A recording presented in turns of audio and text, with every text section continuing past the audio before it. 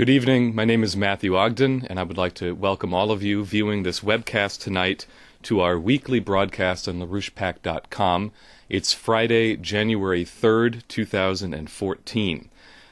You're joining us for our weekly webcast tonight, in which Mr. Lyndon LaRouche has a chance to address the nation and address the world. Joining me in the studio tonight is Cody Jones from the LaRouche Pack research team. And we will be posing a series of questions which Mr. LaRouche will be responding to. Now, the first question that I have for tonight is a question that comes from a contact within institutional circles. And the question reads as follows. Mr. LaRouche, we would like your appraisal of the state of the U.S. economy over the next several years. As of December 28th, 1.4 million Americans lost their extended unemployment benefits, leaving them without any source of income. This number will greatly increase in the next several months unless Congress and the President reinstate the extended benefits. The Obama administration has failed miserably to create any new real jobs. A majority of the so-called new jobs created since Obama came into office are either part-time or temporary. Looking from the standpoint of the entire working-age population, as opposed to the Bureau of Labor Statistics labor force measure, real unemployment is well over 25%. This is short of depression conditions. In short, these are depression conditions. How do you see the U.S. economy in the remainder of the Obama second term in office, and what options are there to foster genuine economic growth? There will never be a survival of the United States within the nominal term of Obama's presidency. The situation, what you have is you have many people, for example, probably 60% of the voters in the United States are opposed to Obama and wish he would go away. The problem is they're terrified. And Snowden's case tells you partly a good illustration of what the fear is. So therefore, they hate Obama. But many people hated Hitler. And remember that. The ability of Hitler to do what he did not depend upon the issue of a majority of what people thought they wanted to see. They gave in to Hitler under a reign of terror, and the history of that is well known to some of us, even of your age. Right? So therefore, we have to eliminate all these cheerful things and try to put a cheerful note and talk about a possible solution. There is and are solutions, but none of them are being put forthcoming now. You have something in Germany which may tend to be a breakout. What's the situation? We're not going to have, under Obama, continued under the present policy, Obama will not be the President of the United States. He is on the end of this thing. He's not important. This is not an election campaign. The election campaign was made a long time ago when people came in with the Green policy. It came in actually with the ouster of Bismarck. Because when Bismarck was kicked out, from that moment on, the world in general, especially the transatlantic region, has been engaged in off-again, on-again continuation of world war. That's what the truth has been. You just think of the history, very shortly. How did the war start? Well, the war that we're talking about started with the assassination of the President of France.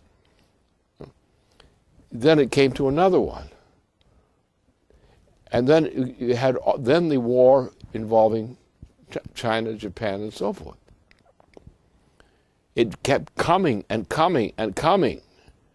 And then in 1914, in the Guns of August, we had a world war. But it didn't end there. There was a peace of a certain kind. It was temporary. The United States shot back with President Kennedy later, and as they had done earlier, and so but all these things didn't stop.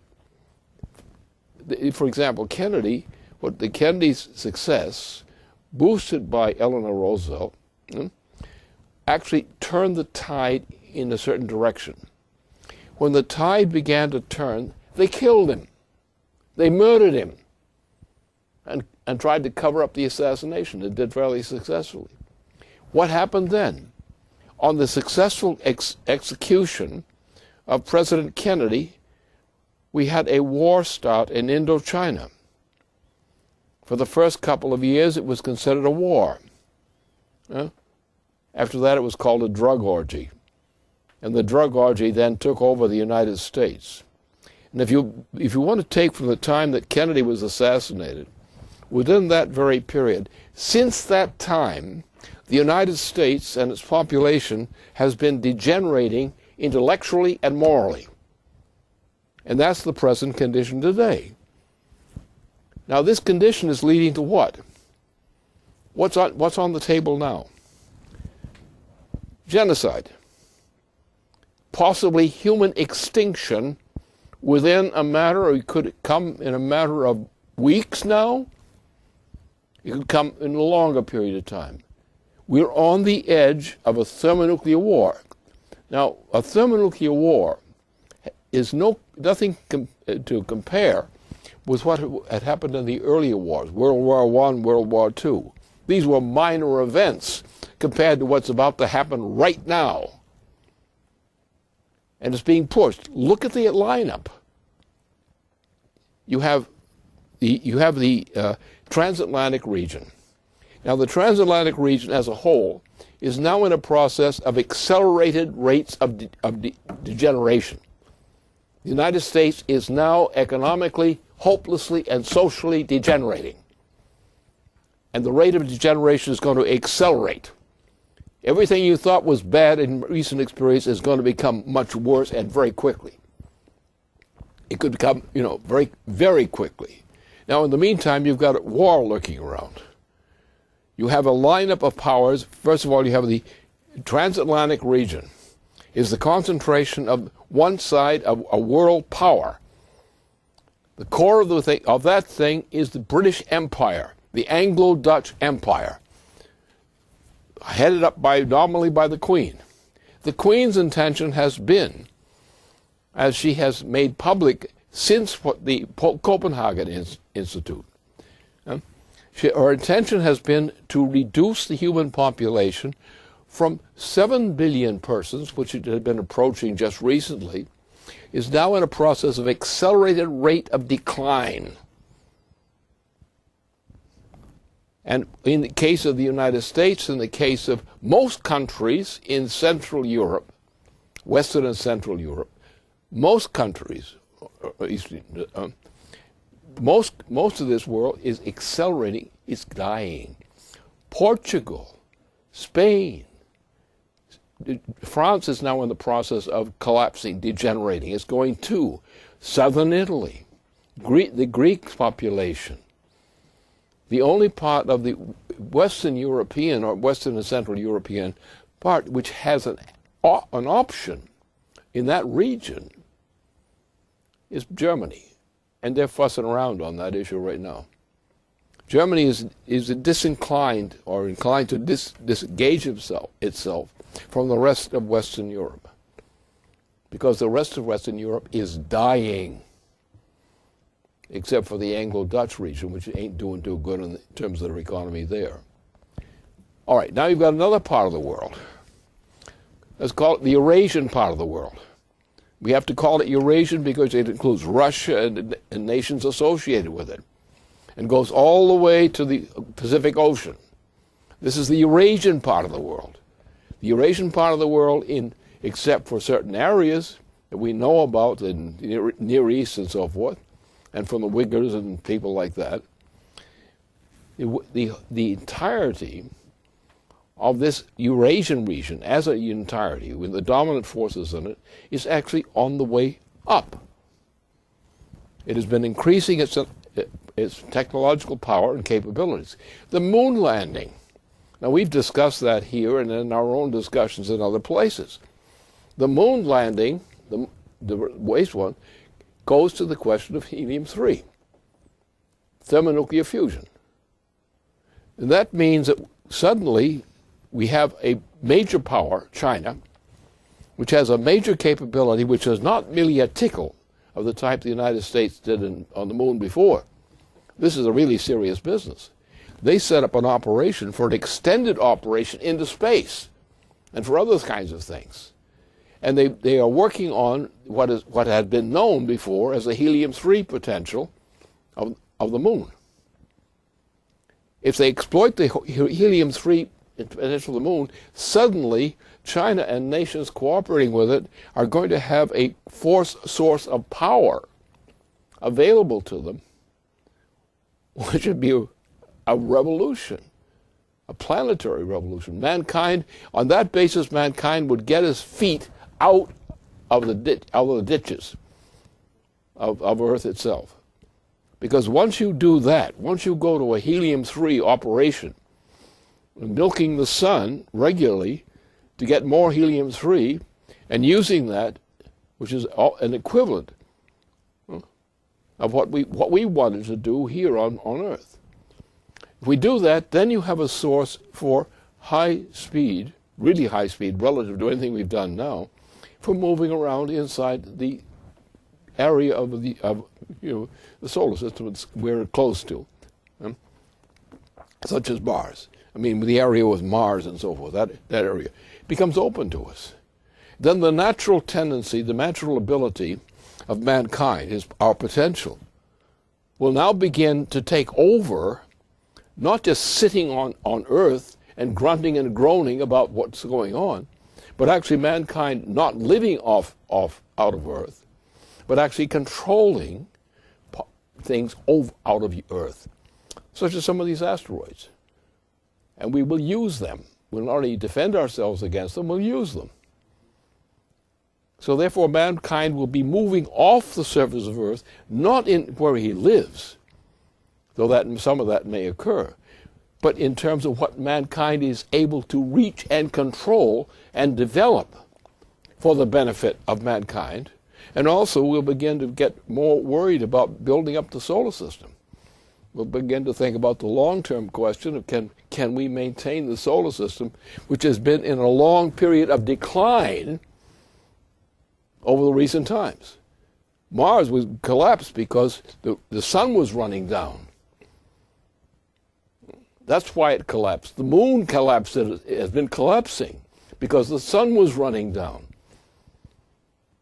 So therefore, our developing and not only utilizing, but developing these resources like helium-3 into a higher form of organization, mankind will become able, or enable if he chooses to do so, to actually take action against the continuing decline of a sun which is about to go dead in about 2 billion years or something like that, and then go into an explosion which ends everything. So therefore we have before us, we have to have a different perspective than the poor idiots who are whimpering and whining about this and that, because this is where we're going. Now, in this context, what's the military situation? The transatlantic region is building up for a war, a thermonuclear war in the early future. The intention of that war, as the Queen of England's actions since Denmark and subsequently, is committed to the accelerated extermination of the human population to the degree of probably that 1 billion people might be lucky to survive, or unlucky enough to survive under those conditions. So therefore, the option, the whole process here, look at it. What is the hatred against the human beings? What's the nature? What's the expression of that? It's the green policy. This was done by the Roman Empire and other forms of these kinds of people to reduce the population, that is to have a small oligarchy which dominates the planet or parts of the planet, and kill off the excess population, which is the rest of the people. This is what the Queen's policy is, and that is what she says it is. So who's the key? Well, the key of this is the Anglo-Dutch system. The center of this whole operation that I just talked about is the Anglo-Dutch initiative, which is really an empire which dominates directly and indirectly combined, dominates the world, not only in its physical practice, but in its cultural extension. The greenie policy. How many greenies are there in the United States and in Europe? They're all brainwashed. They're condemned to extinction by the things they believe. This is what happened to the Roman Empire. The Roman oligarchy got tired of trying to feed all these people. It began mass killing them with experiments like in the arenas, and in the killing of the Christians. The killing of the Christians was largely, the mass killing of the Christians was largely an extinction process.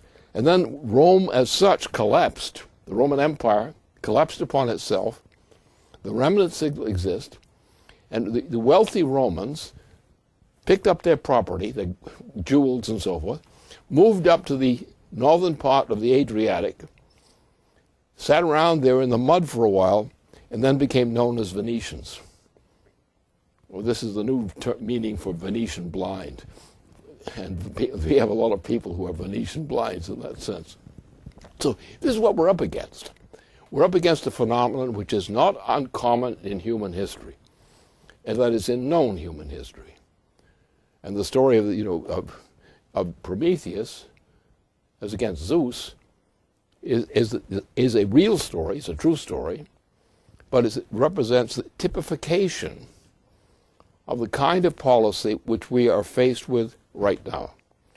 The determination is, which is centered in expression in the Anglo-Dutch Empire, which is not limited to the British and the Dutch. It's global. Australia, most of Africa, the Middle East, the Saudi kingdom, so for example. These are all an extension of this empire, which is comparable in its intention to be something like the Roman Empire was. So we've had in human history, we've had periods of large-scale extinction caused by an oligarchical tendency in some population, which goes out to kill people in the way that the people of Troy were extinguished. They weren't just killed, they were extinguished. And that's what we're looking at now. Now, the point, go back to the strategic issue of this again. What's the reality? The greatest power in the world right now lies in the Eurasian area. Why? It is growing. There are some parts that aren't growing. But China is growing. Russia is growing. It's reversed its population collapse. Other parts are growing. We now have a coalition emerging in Eurasia, which is not totally unified, but a very powerful part is there. The economy of that area of the world is improving. The policy of the transatlantic region stinks, is dying at an accelerating rate.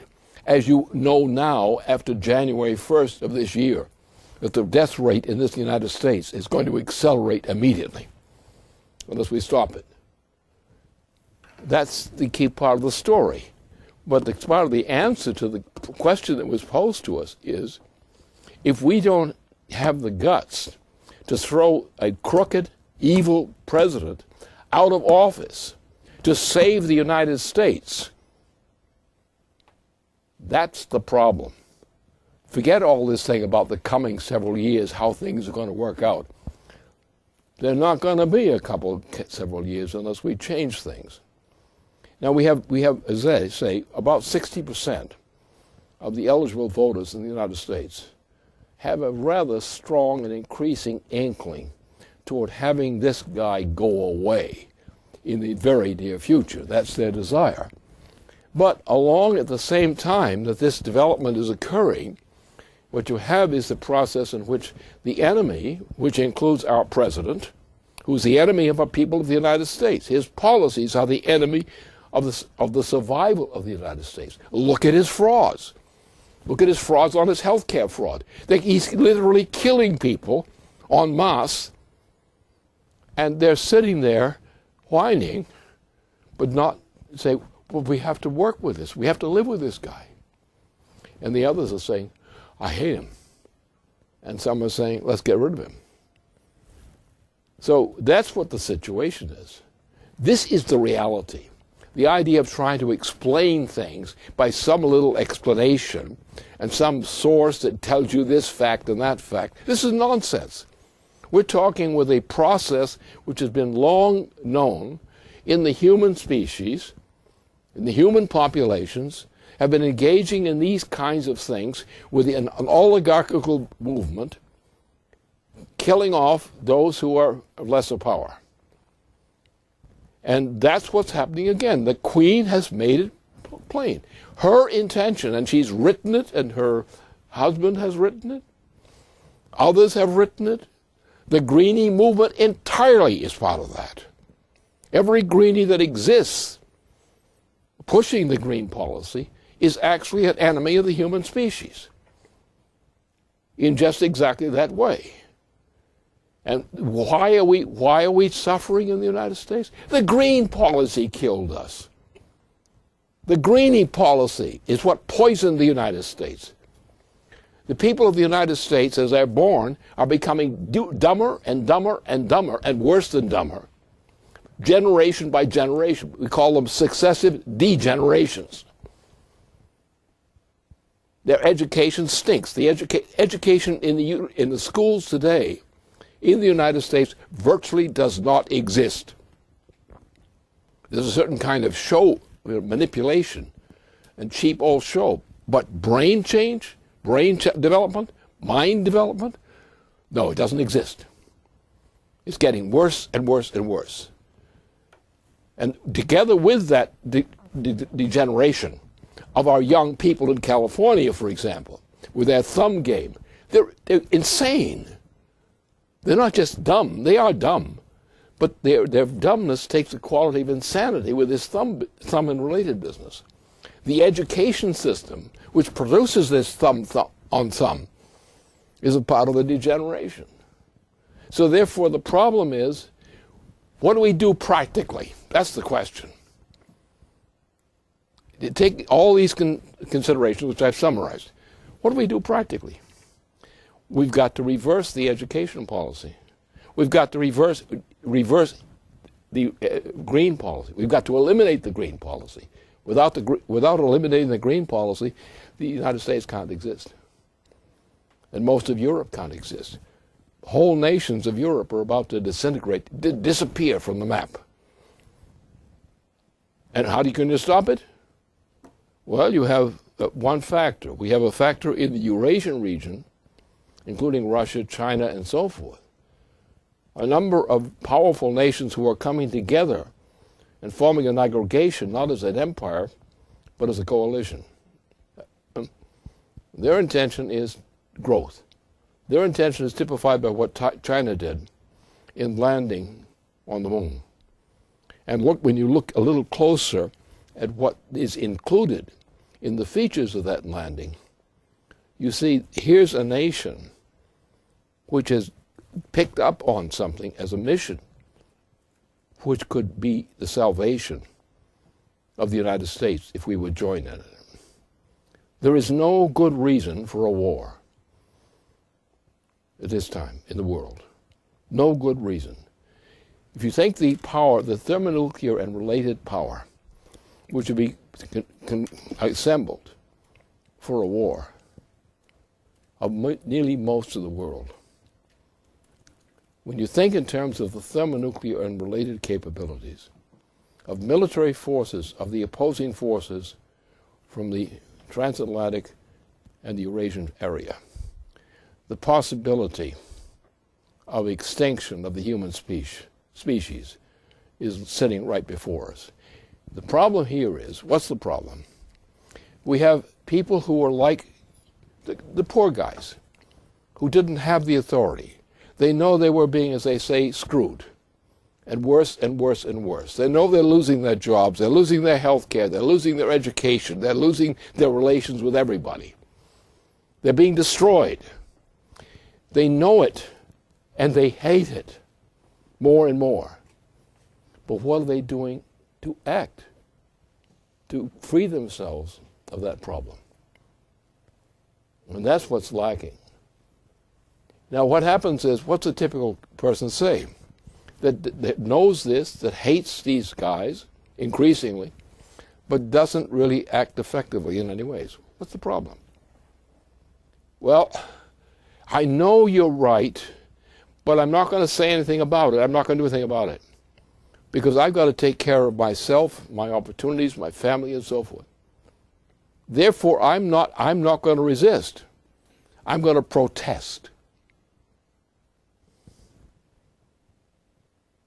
And will protesting under those conditions stop a thermonuclear war? No. So the problem lies essentially with the man in the street in the United States.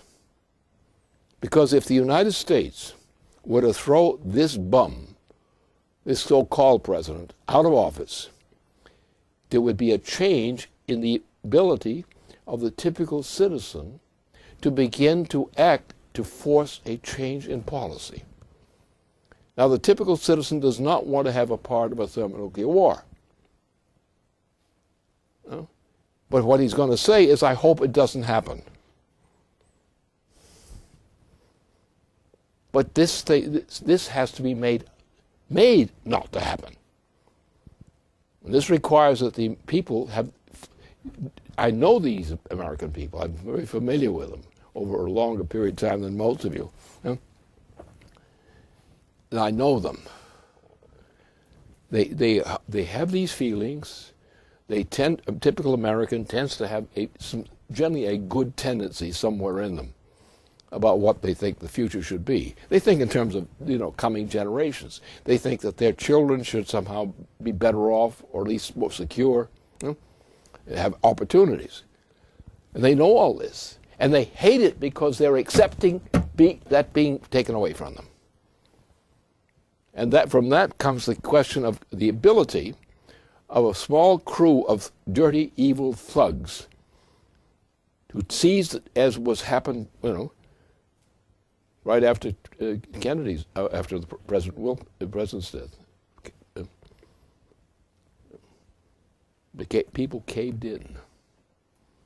They took it. People who had been at war, who had been warriors in a victorious war, caved in. And we divided the American people against those who were kissing the butt of one class of people, a smaller number, and doing everything against the really vital interests and future interests of the majority of our people. And that's the weakness, because of the corruption which has occurred with bad presidents of the United States, with drug dealers, and simply with these characters on Wall Street. We tolerate these people, we allow them to subordinate our people, crush them, cheat them, loot them, kill them through the effects of what they do, and we can do nothing for our cause, the cause of the human species, the common interests of the American people as in particular. And that's what I say. The greatest danger to us, because I know what the American people could do if they would throw Obama out of office. And that's the only way that I see that the world can survive, avoid a thermonuclear war. If the American people were to throw Obama out of office, given the lack of popularity, estimating maybe running to 60% of our citizens, voting citizens, we could stop this. We would not allow the war to start.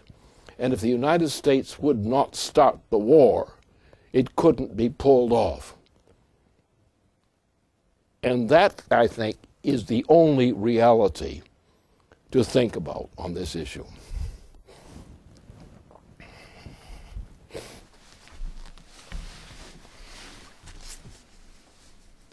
Well, last week we emphasized the significance of the initiation of the Eurasian integration with this now emerging Eurasian Economic Union, which is being established for the mutual benefit of all of the nations involved.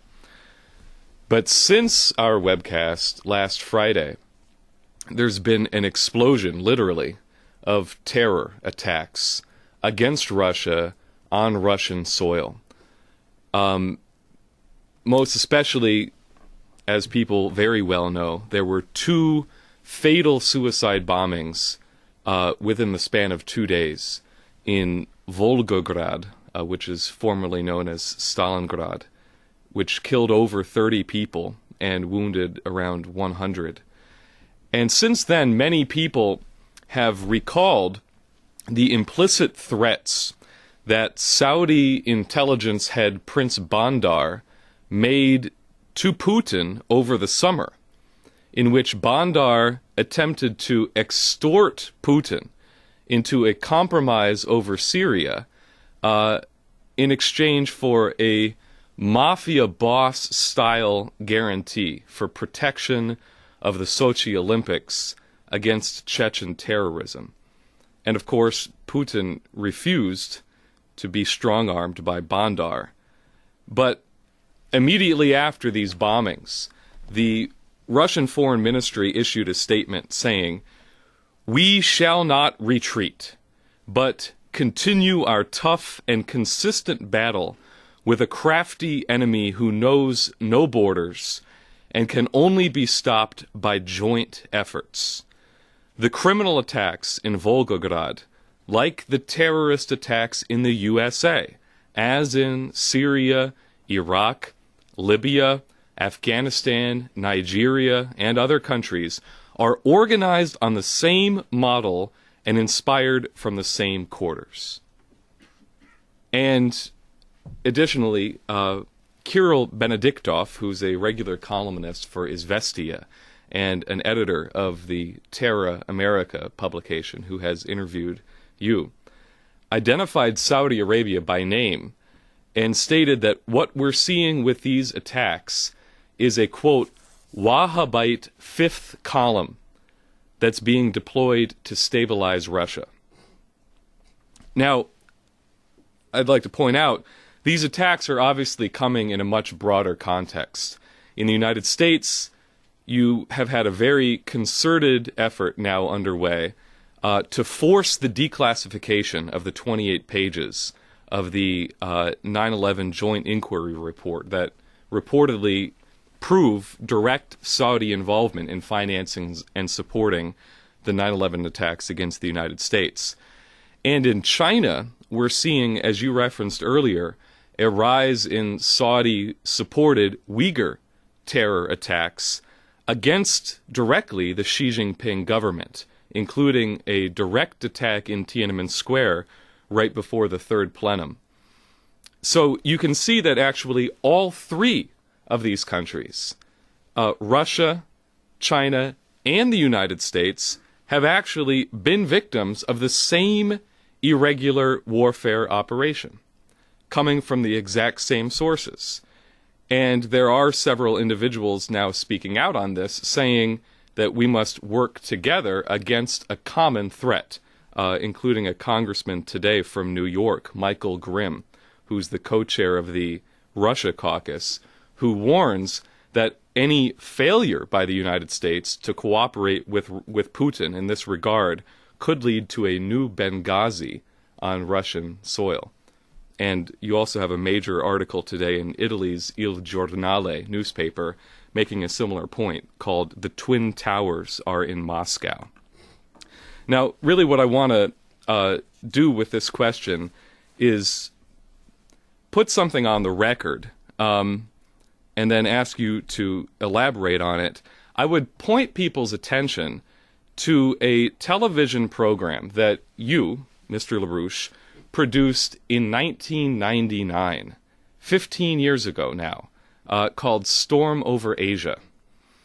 And in that program, you said the following. You said, "What we're seeing is a war in the North Caucasus region of southern Russia. This war, if continued, using mercenaries, can lead to a general nuclear war. The major powers principally threatened today by this mercenary operation are two of the world's largest nations, China and India, and most notably Russia. If these nations are pushed to the wall by a continuing escalation of a war which is modeled on the wars which the British ran against Russia, China, and so forth during the 19th century and the early 20th century, this will lead to the point that Russia has to make the decision to accept the disintegration of Russia as a nation, or to resort to the means it has to exact terrible penalties on those who are attacking it, going closer and closer to the source, the forces behind the mercenaries." And you continued by saying, "If Russia is pushed to the wall and forced to decide either to disintegrate willfully or to fight back, the likely thing is it will fight back, and it will use the weapons it has to impose a powerful, deadly deterrent on the nations behind the mercenary forces which are presently attacking it. Therein lies the danger." Unquote. So I would like to ask you to elaborate on that warning that you are on the record making 15 years ago about the end game of this process being thermonuclear war. Well, as some people know, I made that forecast, I organized it in Germany, around Helga and around friends of ours there. And I was there sort of as a hospitalized case, a quasi-hospitalized case from a very thorough, shall I say, rehabilitation of back to life. And so, but the point was, how could I do this? Well, I was essentially, let's put it this way, to make it simple. Most human beings are capable, potentially, of forecasting the future events. However, in our society, the typical citizen, for example, of the United States will say, well, no one could know what's going to happen. No one could predict what's going to happen. Well, what I did was make a prediction based on some evidence, a response to some evidence, and the importance of the event, as you referred to it, is precisely that was the beginning of the whole process. And as you said, this is what the implication is to understand what's happening now. What happened 15 years ago was the origin of what is happening now. At least I knew it as that way. But the problem is we live in a society, and this goes to this Zeus problem. The point is that the average citizen in the world, in what we know of most cultures, the oligarchical system, as it's called, has dominated the planet in most areas for as long as we know. And this is, the Zeus question. And therefore, there are most people in society who are educated in our own schools and so forth, in our colleges and our universities, do something which most people don't recognize. But if they understood what the educational system has been, now we don't have an educational system, we have a crap house. But when we had an educational system, the basis for public education and university education was that the university or similar kinds of institutions or government would prescribe what are the principles, including the physical, scientific principles. What are these principles which must govern what the student must believe? The student and the professor as well are all conditioned to go through a college process or something like it, and to be trained to rehearse in an quote, after me attitude. The student is graded successful, get an A or B standard, if they give the right answers that is demanded by the system of education. Therefore, what you have is a general population, and this goes right to the Zeus versus Prometheus issue. The Zeus people obey. They accept the education of the master. And therefore, they grade themselves and are graded on the basis of their ability to conform to a predetermined schedule, which is often totally contrary to truth. The effect of that kind of education makes these people stupid. They may not be called stupid, they may not look like stupid people, but I know they're stupid because I know what this educational pattern means. There are very few people, sometimes called geniuses, great discoverers, like Einstein, Max Planck, and so forth. Nicholas Acusa is another example of this kind of thing. And you had great people as scientific discoverers who overturned the crap that most people in educational systems were conditioned to believe, and their grades and their promotions depended upon going through that nonsense. So therefore, there were very few people in society who really have what we might call an independent intellectual authority. The average person will tell you and argue with you, well, you couldn't know what the future is. You couldn't know that's going to happen. But I did. And often, not that frequently, because nobody does that. There are very few instant geniuses running around, in my knowledge, in the world. I'm just a minor one in this case, but I'm active at it. And therefore, that's the issue. Most of the people who have been educated, who believe they're educated, who believe their professors so-and-so and so-and-so, really are so indoctrinated with this doctrine that they don't realize they're being stupefied. Therefore, they can do things they're trained to do. They're able to play games they're trained to play.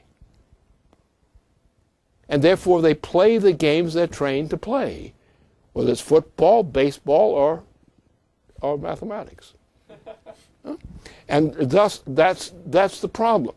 So some of us, some of them are scientific geniuses, like Einstein or Max Planck and so forth. Others have the same quality of insight. That's why my whole career, all my successes in terms of science and so forth, were based on this, on knowing that what is taught, which is supposed to stuff down your something or other, is crap. And what you have to do is you have to actually understand, if you look at the history of mankind is a very special kind of creature. We know of no other creature existing which is comparable to mankind. The human species is the only species which starts out as eating a cooked meal, which they cooked, or something like that. And proceeding from that by finding out higher and higher ways, by sort of like an intellectually evolutionary way, they rise to higher and higher levels of behavior. And that's the history of mankind. As I often refer to the case of chemistry. Now you take not the crap chemistry, but the real chemistry. What does chemistry teach you? It teaches you that the human species goes from a lower energy flux density in terms of its capability than before. And that's the nature of the human being. That's how we got to all the higher energy flux density capabilities, which are characteristic of the progress of the human species from being some poor lout sitting down still in a cave someplace, and what we achieve by mankind today. So what happens is the few people who do create, who do think in terms of creativity, who don't simply depend upon what they're taught to do and taught to believe, but actually make discoveries of what they should believe. And it's the discovery of what you should believe and should come to believe, which is the proper basis for mankind and mankind's culture. And you see it in terms of in chemistry. You look at the chemistry, because what's the difference? Mankind's mind created organizations of matter in such a way that mankind was able to increase the productive powers of labor and to raise mankind from a low level, almost like an animal, a poor animal, to raise mankind from a higher level into societies which have achieved the great scientific achievements which have made the human existence as we know it today possible. So it's the relatively few people out of the total population in the history of mankind who've actually been creative and who break with the common opinion and go outside the common opinion. And that's where we get creativity, is from the people who actually do make discoveries. They don't do deductive action. Creativity never comes from deduction. And what is taught in most schools is mathematics. And mathematics is useful in some ways if you don't let it take you over. But if it takes you over, you become stupid.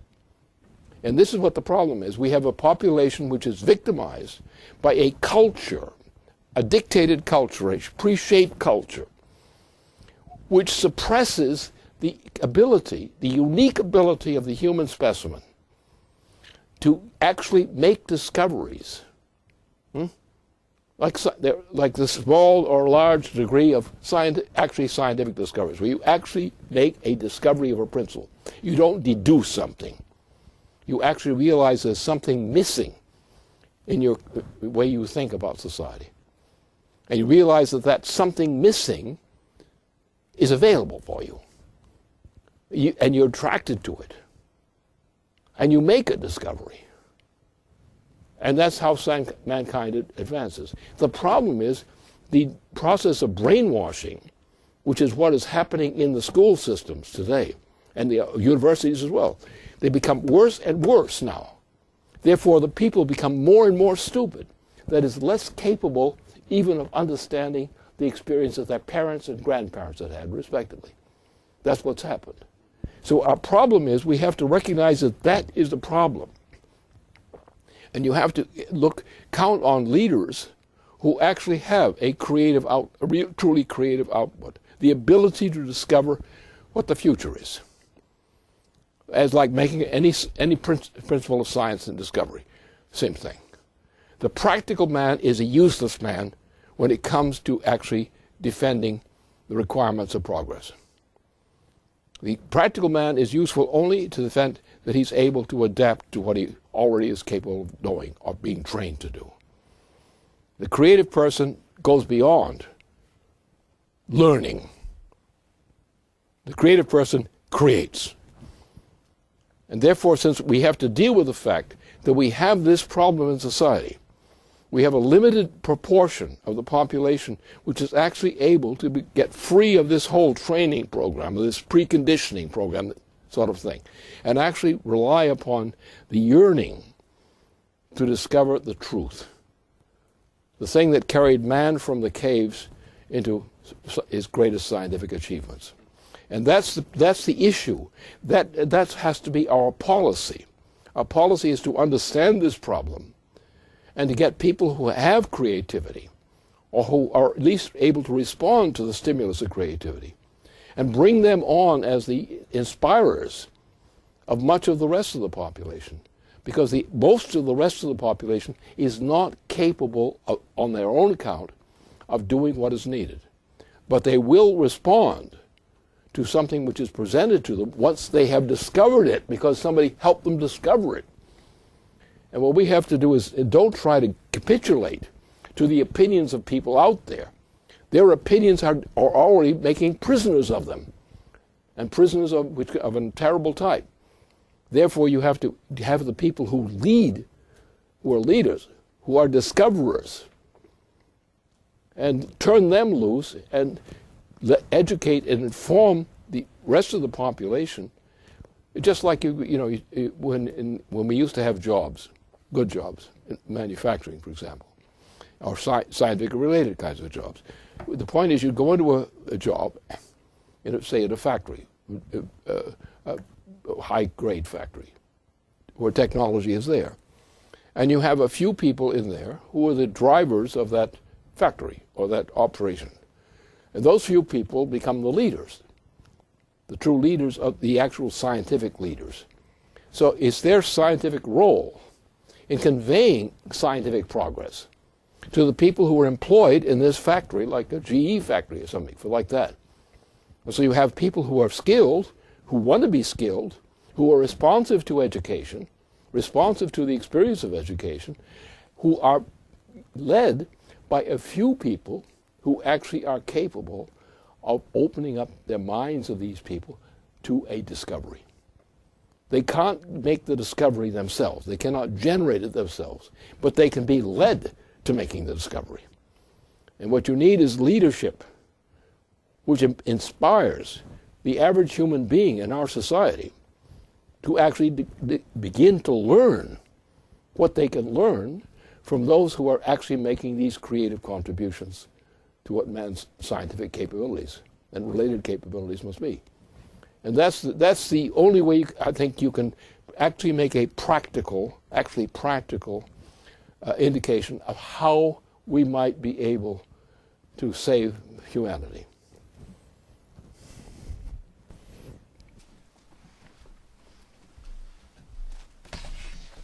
Okay, Lynn, so this next question will call upon your powers as the world's leading physical economist.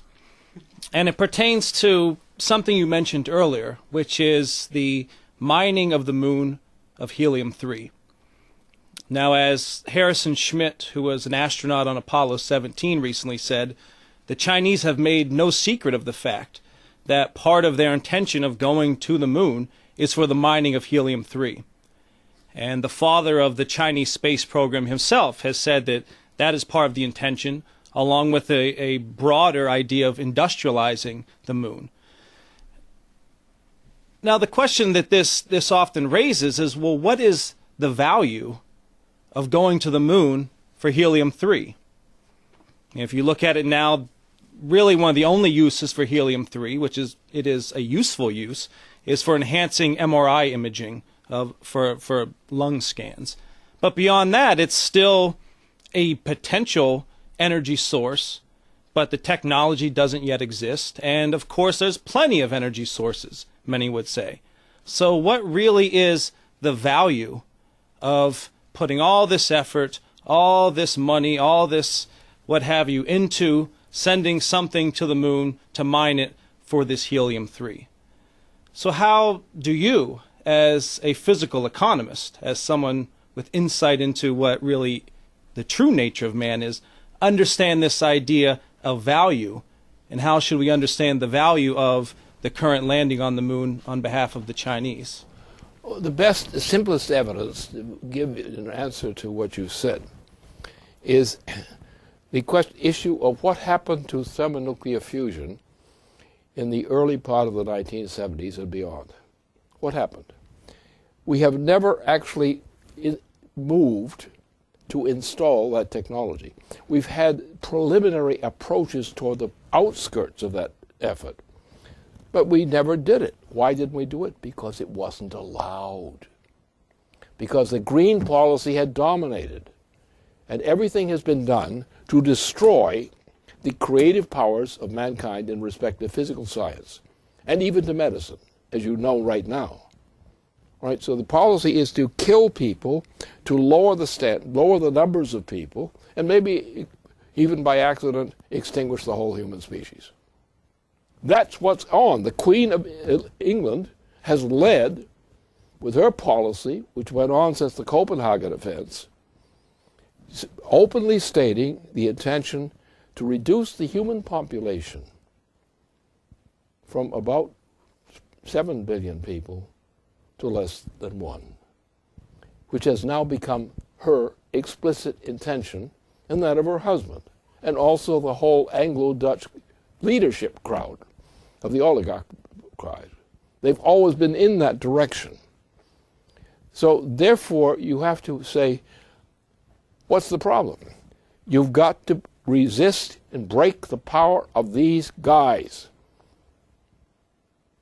But you cannot do that effectively. We have the Eurasian area. We have people who are moving. What China's doing with this helium-3 program. We mean, you're actually, as they've already made it clear, you're taking the flow of helium-3, which is one of the most effective so-called natural sources of this higher greed of power that we are denied on the United States and Europe today. Huh? So we want that power. And if we get that power, we'll use it. And then mankind will be able to deal with many problems, be able to, what we cannot do now. We cannot save mankind from being on Earth, from becoming extinct because some asteroid hits us. Because some asteroid hits us and instead of just killing most of us, kills all of us, the whole species. Why do we have that threat? Because where's the thermonuclear fusion? With thermonuclear fusion, we would have access to the kind of technology necessary to deal with this. So therefore, the question is, and everyone knows it in this room and elsewhere, similarly. The point is, the United States has a green policy. Wall Street has a green policy, and Wall Street's policy is a mass murderous policy. If you allow Wall Street to continue to function, you're going to kill human beings en masse. That's already happening with the policies of Obama on health care. Obama is engaged in mass murder of Americans. That's what he's doing. That's the inevitable effect of what he's doing.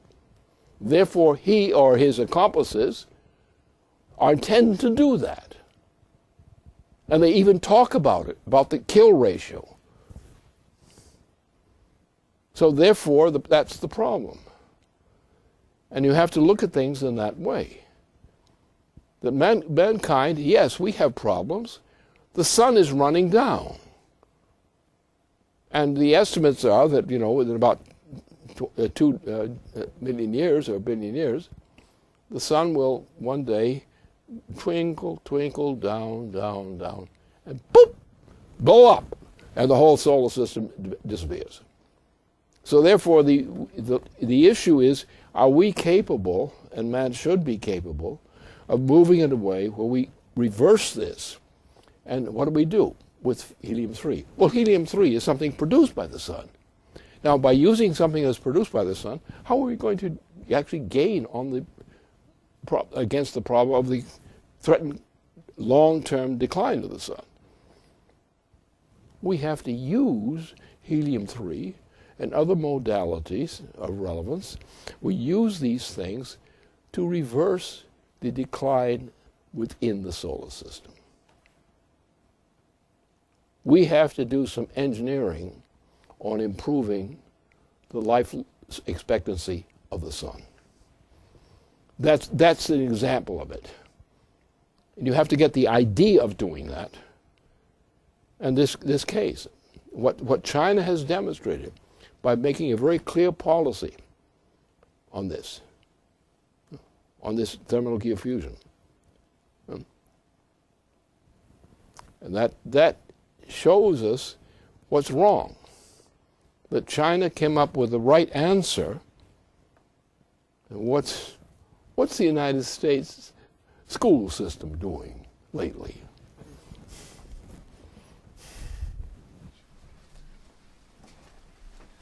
Okay, I want to thank you very much, Lynn. That's going to bring a conclusion to our broadcast for tonight, and thank you, Cody, for your contribution. Please stay tuned. 2014 is only beginning. That's a conclusion. Thank you. Good night.